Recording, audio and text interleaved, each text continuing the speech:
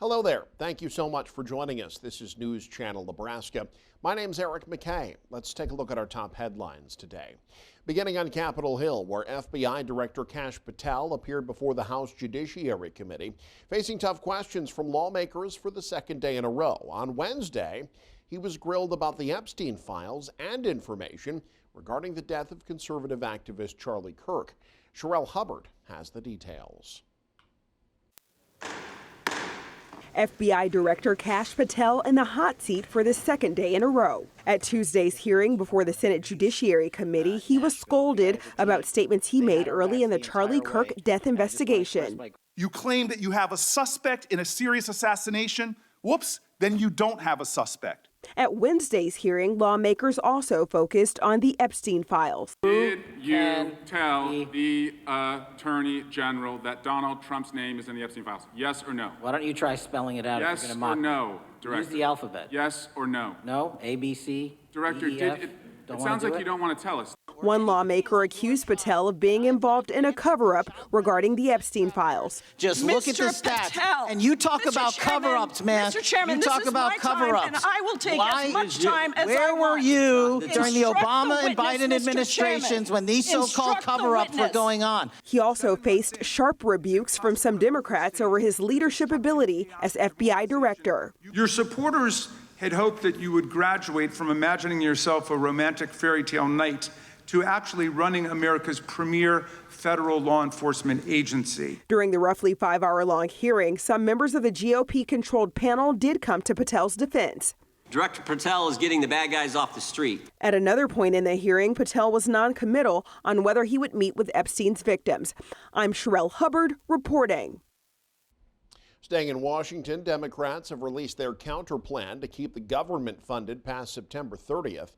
The one-month stopgap won't get a vote in the GOP-controlled House or Senate, but it does represent a list of Democratic priorities, including reversing cuts to Medicaid, permanently extending Affordable Care Act subsidies that expire this year, and restoring congressionally approved spending that the Trump administration canceled. In the coming days, the House does plan to vote on the Republican plan to keep the government funded through November 21st. Closer to home, a 28-year-old Beatrice man ordered to serve up to 76 years in state prison for the abuse death last year of a 4-month-old boy and the sexual assault of a 15-year-old girl. Austin Mine sentenced in Gage County District Court Wednesday to consecutive terms for manslaughter, 2 counts of intentional child abuse, and first-degree sexual assault. District Judge Rick Schreiner said Mine received a significant benefit through a plea agreement, adding he likely would have been convicted by a jury of the original charges filed in the case. There doesn't really, to me, seem to be a credible sense of remorse in your letter to the court. You asked me to treat you as a victim in this because you believed that you were a father. That is fantasy. You are not a victim. You are not this child's father. Chief Deputy Gage County Attorney Amanda Spracklin Hogan read a victim statement submitted by the biological father of the 4-month-old boy who died from blunt force injuries. Mine was babysitting while the child's mother was at work. The sentences include a 19 to 20-year term for manslaughter, 3 years each for the 2 child abuse counts, and 49 to 50 years for sexual assault. Mine will be required to register as a convicted sex offender. In ag news, John Deere cutting jobs again. The agriculture machinery manufacturer laying off 101 workers in Waterloo, another 40 in Des Moines. The company cited decreased demand for its products. Some economists say the layoffs can be traced to tariffs and an overall struggling farm economy. That's a serious blow to communities like Waterloo, where John Deere is a not small fraction of their workforce, but also a not small fraction of the jobs that you potentially could get with a high school degree. John Deere says it still plans to invest nearly $20 billion in its domestic plants over the next decade. The company said it might recall some of the laid-off workers in the future. A new economic report is raising red flags for Nebraska's future and prompting calls for urgent action from business and community leaders. Brandon Axelman has more from the capital city. Nebraska is falling behind. Now, this is according to a recent report commissioned by the Epstein Foundation. That report finds that Nebraska's two largest cities, Lincoln and Omaha, are losing ground when it comes to job growth and wages to similarly sized cities. And what that means is the state is losing billions of dollars in income and tax revenue. Now, business leaders say that urgent action needs to be taken if the state wants to remain competitive in recruiting and maintaining talent. We talk about how great Omaha is and all the stuff going on in Lincoln and the state, and we're the best place to live and all this stuff, which is all true. But the reality is we're not growing. And that's a huge, huge issue for all 93 counties. The report specifies that Lincoln and Omaha have 68,000 less jobs than peer cities like Fayetteville, Arkansas, Huntsville, Alabama, and Sioux Falls, South Dakota. Due to that job shortage, the report states Nebraska missed out on more than $11 billion in additional wages and $800 million in tax revenue. If Omaha and Lincoln grew at the rate of Des Moines, Iowa, over the last 5 years, if we would have grown at their rate, that would be about $700 million to the bottom line of the state. The Epstein Foundation is reaching out to Omaha and Lincoln business leaders to explore how to best address the report's findings. And Castling said acknowledging what the state is facing is the first step in the process. The problem's not going away. It's only going to get worse. So part of this is to sound the alarm. It's like, let's get the right people in the room. And I'm not coming to say our group has the answers. We're just coming with the data to say, this is real. This problem's not going away. We have to fix it. Based on the findings, the Omaha Chamber has hired DCI to conduct a study on why Nebraska's economic growth has slowed and how to stimulate growth moving forward. I'm Brandon Axelman in Lincoln reporting, News Channel Nebraska. You can watch our full interview with Mike Castling of the Epstein Foundation by visiting our website or our YouTube channel. Well, in a few months, Nebraskans could get an idea of what the future of school funding looks like.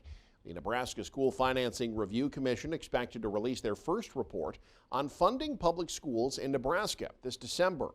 The commission was formed by the legislature to come up with a plan to fix Nebraska's school funding formula while continuing to ease the burden on property taxpayers.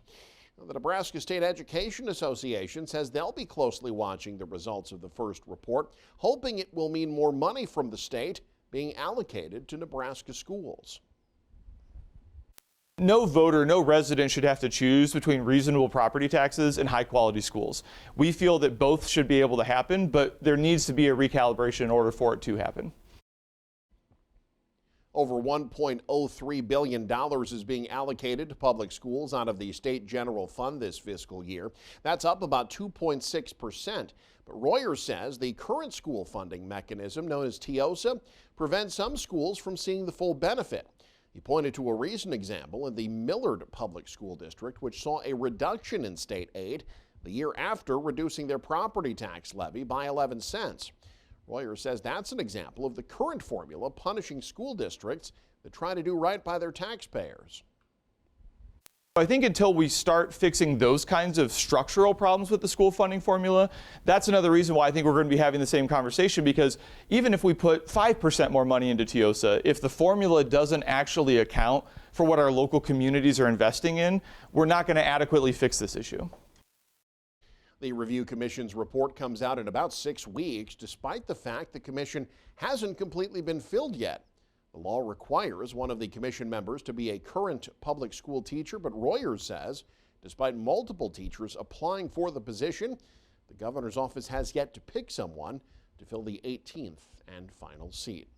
And the city of Norfolk this weekend holding its 13th annual Octoberfest celebration. Tyler Murphy has our preview. The Norfolk Area Chamber of Commerce is gearing up for a weekend full of brats and brews with Octoberfest. The Chamber of Commerce put together Octoberfest in 2012 as a celebration to Norfolk's German heritage. Chamber of Commerce President Austin Haygood is excited to see thousands celebrating the community of Norfolk. This year, what we're excited about is we'll have multiple screens to watch the Husker game on. So we're expanding into a media empire at this point. So we'll have multiple screens. We'll also have the volleyball game on Saturday as well. Octoberfest started in Munich, Germany, celebrating Prince Ludwig I's wedding with races and festivities in 1810.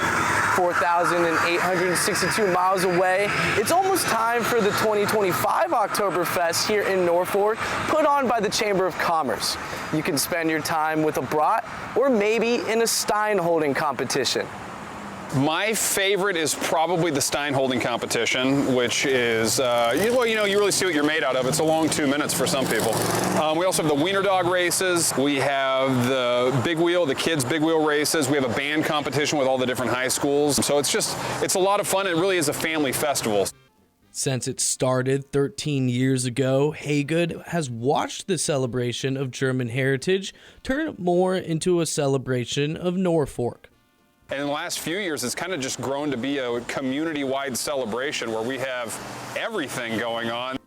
Octoberfest starts Friday at 4 p.m. and runs until Saturday at 9 p.m. In Norfolk, Tyler Murphy, News Channel, Nebraska. That annual Lions Club parade being hosted during Octoberfest, as always, in News Channel, Nebraska. We'll once again have live coverage of that. That starts at 10 a.m. on Saturday. Meanwhile, you can stay up to date with the very latest by following us online. Head to newschannelnebraska.com and click on the News tab there. You can also follow us on X, like us on Facebook and Instagram as well. Thanks for joining us. Have a great day. This is News Channel Nebraska.